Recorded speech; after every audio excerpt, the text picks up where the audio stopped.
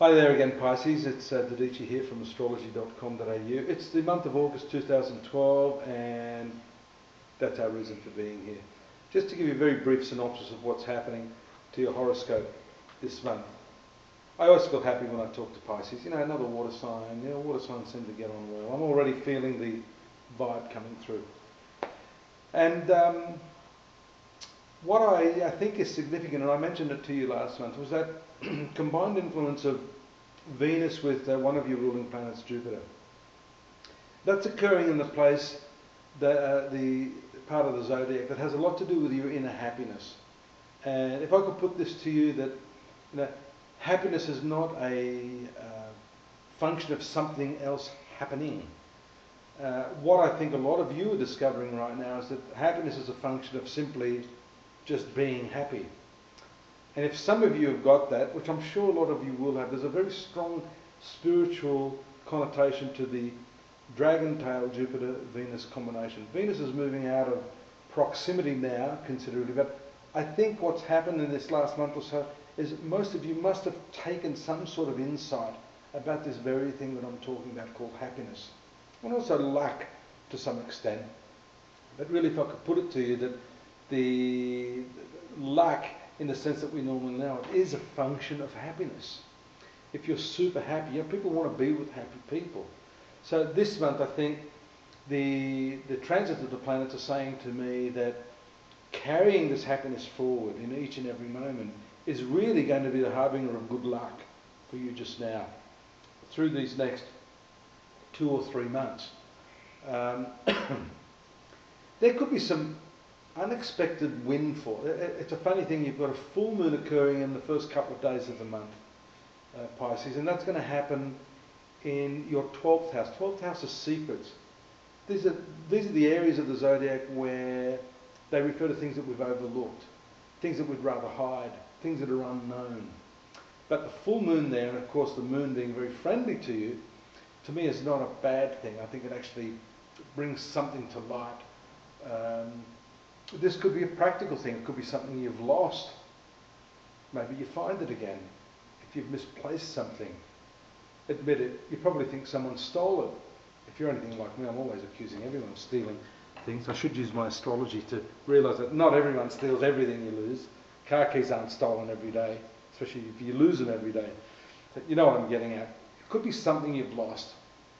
It'll come to light, and that will bring you a great deal of relief. Not to mention 12th house being one of the natural sectors of spiritual illumination. So that's an extension of what I said earlier about your state of happiness. This foundation for good luck. Same thing. We've got this insight into your true nature, insights into your past. This is, a full moon shines light. So there's some sort of revelation taking place here. Now, you know the cycle of the moon goes from the fullness, then it starts to get a little bit darker. This is called the waning stage. So this month, for the first half of the month, you're going to be going through this waning stage. And as that darkening moon moves into this 4th sector, where we mentioned the lucky combination of Venus and Jupiter were occurring, you might have a tendency to forget just how lucky you are. You might have this tendency to forget to be grateful for what you have. Anyhow, that's short-lived, because around the 15th, let me just have a look here, when the moon moves into conjunction with the sun, we have what's called a new moon.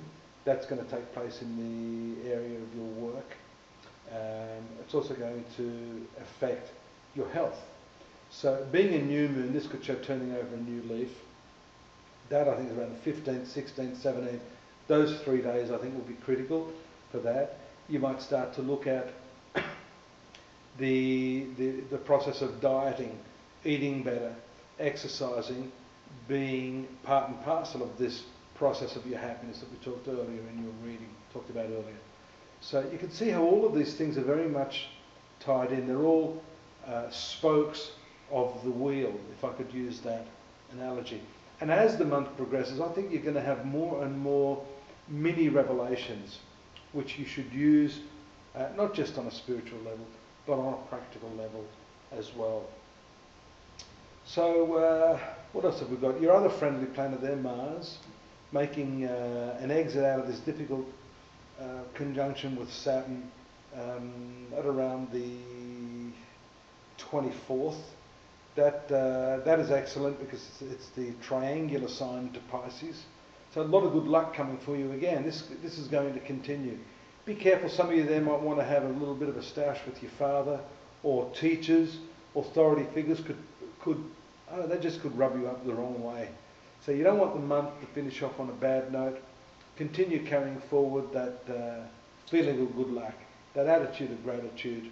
And let me assure you, the planets will indeed work with you rather than against you. Look forward to your company here again next month for your September forecast. In the meantime, please do join me at astrology.com.au. Lots of free stuff there, daily readings, monthly readings, yearly forecasts. We have a smorgasbord of astrologers and psychics there if you want to have a personal reading. And I look forward to seeing you again shortly. Bye-bye.